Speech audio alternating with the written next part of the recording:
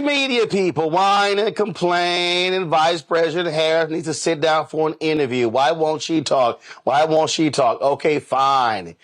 Yesterday, she sat down for an interview with CNN's Dana Bash, who asked her a lot of questions. A lot of them were just Republicans say this, the right says this. Really wasn't a lot of policy questions, but they got it out of the way. And so here's some of that interview. You have less time to make your case to voters than any candidate in modern American history. The voters are really eager to hear what your plans are. If you are elected, what would you do on day one in the White House? Well, there are a number of things. I will tell you, first and foremost, one of my highest priorities is to do what we can to support and strengthen the middle class. When I look at the aspirations, the goals, the ambitions of the American people, I think that people are ready for a new way forward in a way that generations of Americans have been fueled by hope and by optimism. I think, sadly, in the last decade, we have had in the former president someone who has really been pushing an agenda and an environment that is about diminishing the character and the strength of who we are as Americans, really dividing our nation. And I think people are ready to turn the page on that. So what would you do day one? Day one, it's going to be about, one, implementing my plan for what I call an opportunity economy. I've already laid out a number of proposals in that regard, which include what we're going to do to bring down the cost of everyday goods, what we're going to do to invest in America's small businesses, what we're going to do to invest in families. For example, extending the child tax credit to $6,000 for families for the first year of their child's life to help them buy a car seat, to help them buy baby clothes, a crib.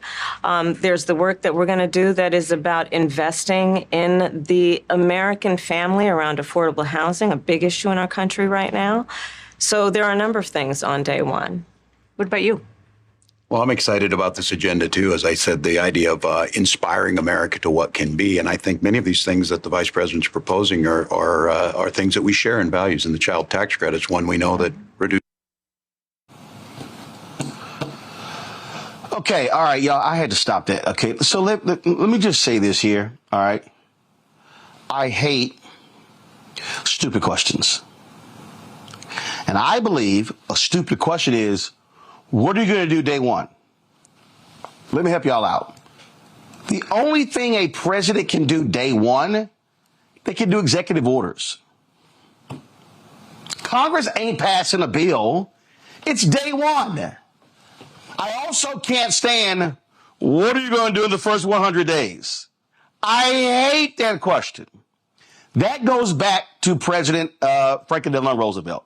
And ever since then, 100 days, first 100 days, first 100 days, first 100 days. I remember when I was at CNN, we had this stupid thing we did where we held up these cards and it was sort of like red, blue, green, or I don't know. It was just dumb. I remember David Borman, God rest his soul. I literally said on the air, this is stupid. And it was. So it always happens.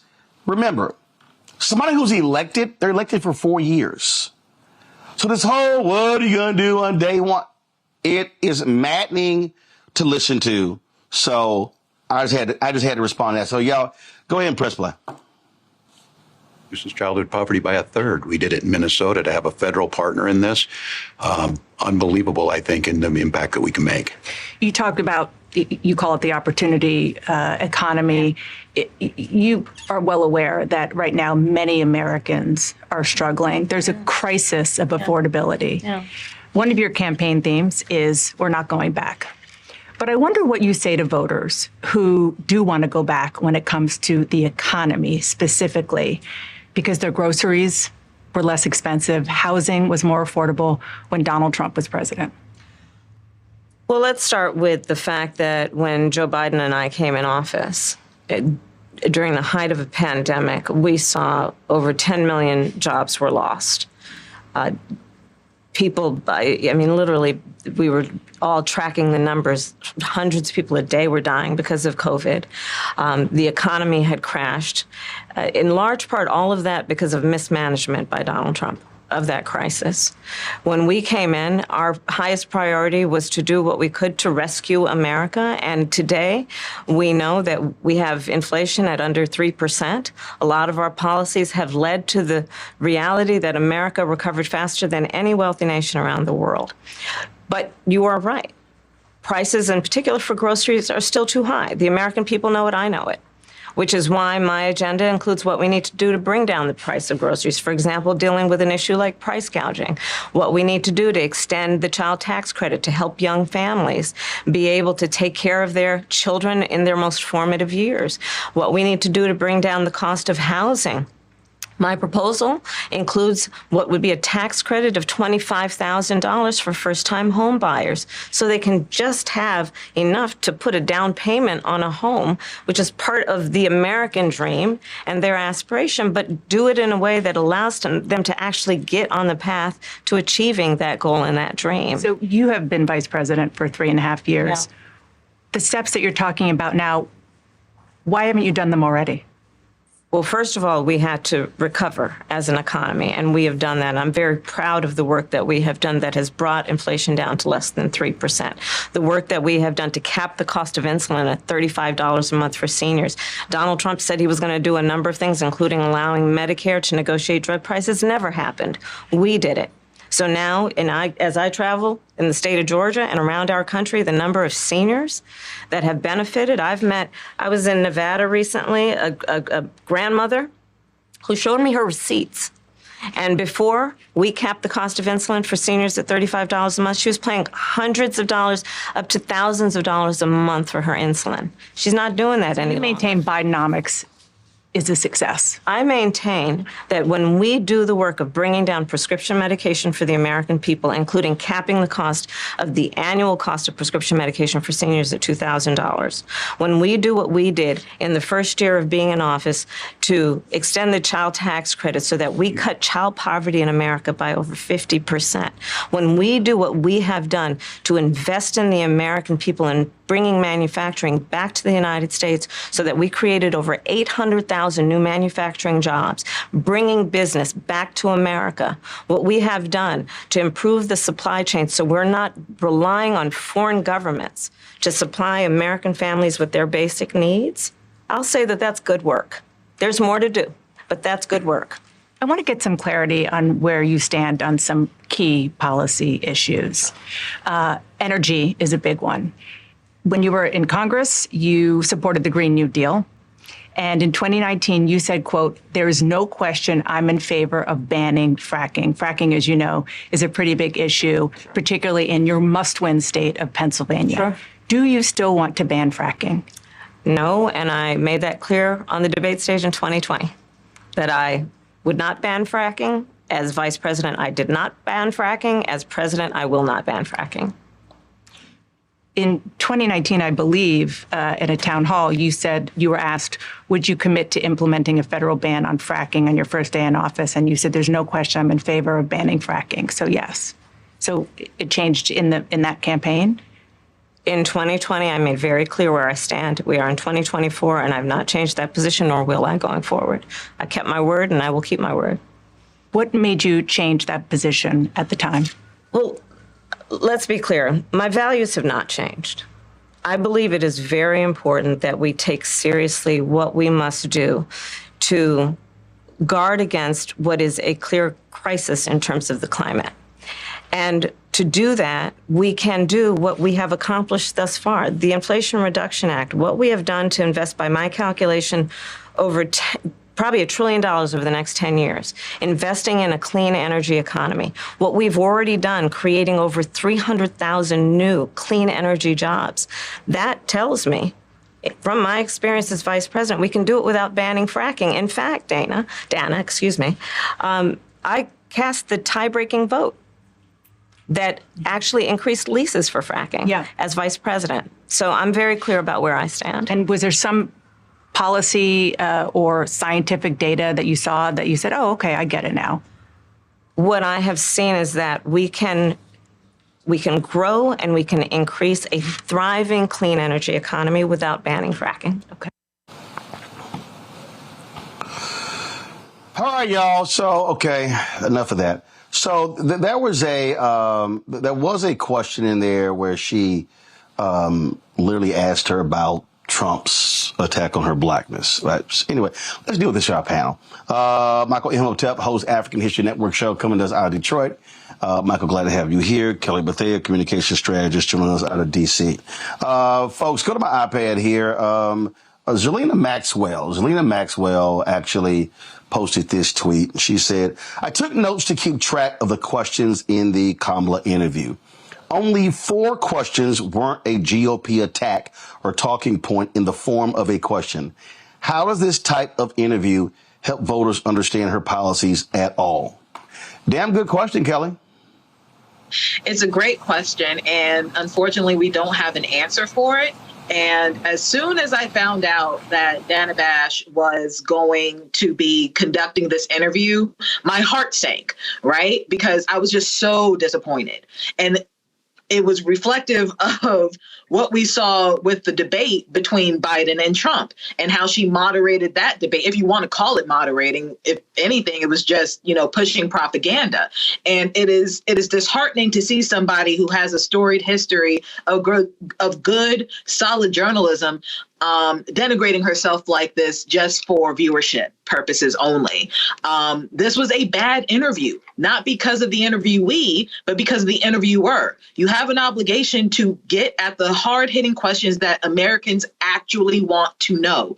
Americans don't know about the first 100 days. Americans don't know about the process for the first day of the presidency. You need actual policy questions. And frankly, it looked like Harris and Walz were ready for those questions. If I were a body language expert or anything along those lines, just looking at their posture, looking at how they were looking at Bash, they were annoyed. And I would be too. Michael. Yeah, Roland, I watched the interview twice, and Harris and Walz did an excellent job of handling themselves, answering the questions. They were not deep, insightful questions. I thought they may be more hard-hitting questions than what Dana Bash asked. A lot of the questions dealt with attacks from Republicans, things of this nature. But, what you would do on day one, yeah, I agree. That really is a dumb question because the cabinet will be approved by the Senate. OK, she has to nominate her cabinet. It has to be approved by the Senate.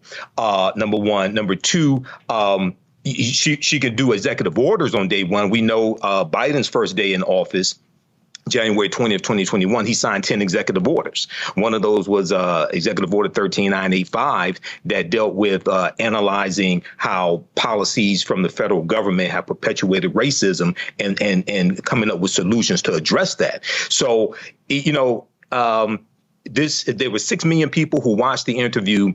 I wasn't sitting back waiting for mainstream media to interview Vice President Kamala Harris and Tim Walz.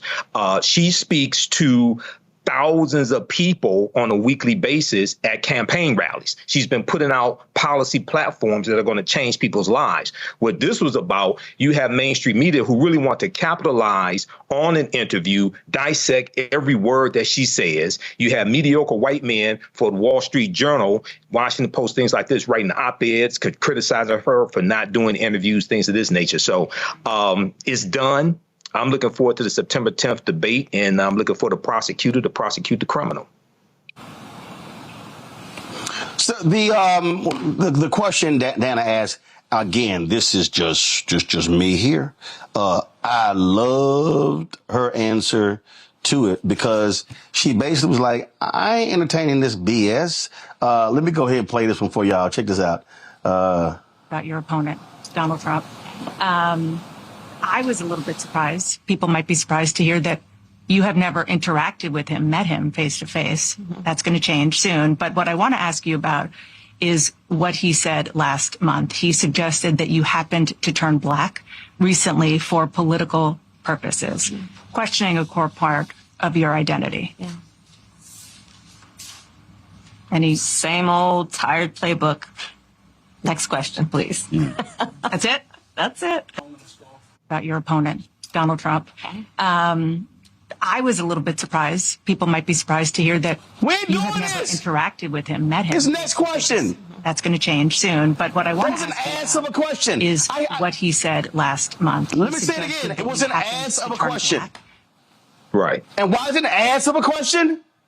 Because, so can you please comment on him questioning your blackness? Why was it an ass of a question, Kelly? Can you please comment on him questioning your maleness? Governor Walz, hey, could you please comment, Vice President Harris, on the questioning of your womanness? Could you please comment on questioning your hair color choice? Vice President Harris, could you comment on why you wear more pantsuits than you wear skirts or dresses? No, and that's why it's an ass of a question. And I'm telling you right now, it drives me crazy. It absolutely drives me crazy when you could ask, because y'all let me know, because I didn't watch it. And it's nothing personal against Dana, but I don't watch CNN. But maybe y'all can help me out. Maybe y'all can help me out. Did Tyree Nichols and criminal justice reform come up during that interview? No. Okay. Okay. All right. So let me ask you. So the George Floyd Justice Act didn't come up in that interview, huh? No. Did the Supreme Court ruling regarding affirmative action come up in that interview? No. Okay. Did the Congo or South Sudan or Somalia or Ethiopia, did that come up in that interview? Africa did not come up in the interview at all. Haiti did not come up in the interview at all. That's interesting. I mean, was there even a question about saying, "Hey, Madam Vice President, your father is Jamaican. How do you see Jamaican-American relationships with you as president?" Did that come up in the interview? No, but Roland, Palestine and Gaza came up in the interview. I mean, Palestine and Israel came up in the interview. Well, of course it did. Sudan Of course it didn't. did. Of course it Africa did. didn't. I'm just, hold on. Of course not. I'm just curious. Did, let's say, America be a nation, majority of people of color by 2043? How do you see advancing the economic interests of African Americans, other minorities? Did that come up in the interview? There were no hard, no, it did not. And these were not hard hitting questions. Wait, follow me here. See, I'm not, here's why I even don't get up. I don't even get caught up in the hard hitting questions, because I believe that you can ask important questions that are policy oriented, that Right. are not specific, that other folk wouldn't call hard hitting. See, part of this media charade, and I'm gonna go to you, Kelly, then go to Michael. Part of this media charade, Kelly, is she needs to be asked the tough questions. She needs to be asked the difficult questions. No, she actually needs to be asked questions that are actually happening out there every single day in the world, such as, Madam Vice President, can I ask you a question? You had gotten a lot of criticism with regards to your call to dealing with price gouging. A Kroger executive admitted on the stand that they jacked up prices. Last year, Madam Vice President, there was that was an actual case where egg manufacturers admitted to collusion when it comes to pricing. That was an actual verdict. In fact, just going to show y'all this here. Egg prices, y'all. Egg prices rose. Let me close this ad.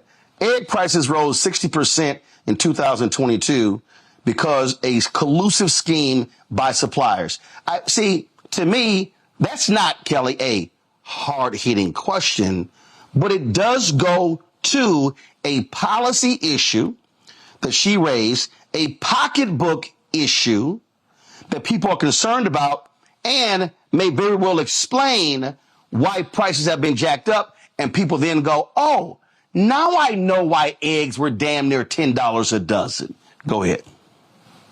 I think what you're talking about might be precisely why it took so long for Harris-Walz team and camp to agree to an interview of any kind, because the points that you're making, they've been saying on the campaign trail for weeks. The points that you're making have low-key been addressed to reporters in I don't know what the formal word is, but that time when she comes off the plane and you see the reporters talking to them, she addresses that there. But something tells me that she knew that once it was a national interview, that all of that would go out the window and they would frankly debase themselves to the most of the simplistic questions being, like you said, what's your hair color? Why the tan suit? Why not skirts? Why not dresses?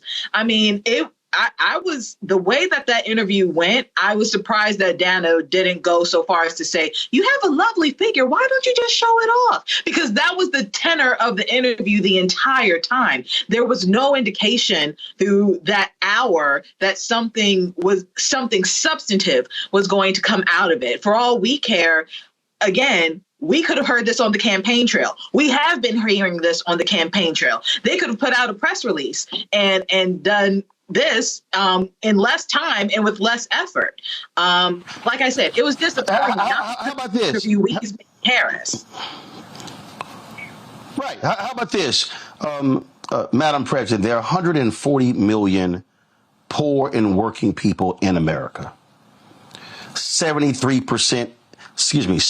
million of these people are women. 68% of these people are African American. 66 million are white. And these poor and working class people make up 30 to 40% of the electorate, and many of them sit out elections. What will you do as president to speak to the needs and the interest of low and working class people? That's a better question than asking about, well, Donald Trump said this. What do you say, Michael? Yeah, I agree, Roland. And when I used the term hard hitting, I didn't mean a gotcha question. I meant something that's insightful, a question that would cause people to come to answer that Vice President Kamala Harris would give, would cause people to really learn a lot more about her and her policies. That's what I meant when I used the term hard hitting. When the answer that she gave to the question about Donald Trump questioning her blackness, quote, same old tired playbook that she said, is what she said. When I took away from that, that also goes to another question that was asked, and she talked about turning the page on the last 10 years, because the last 10 years, especially dealing with with Trump in power and then also surrounding Trump, has been a divisiveness in this country, a nastiness in this country. And she's talking about turning a page on that, the othering of other people. So, and she her plans dealing with attacking price gouging, that came up a little bit. It could have, because of the case that's taken place to stop the merger of Kroger and Albertson, and what came out Tuesday in court dealing with price fixing. OK, that should have come up.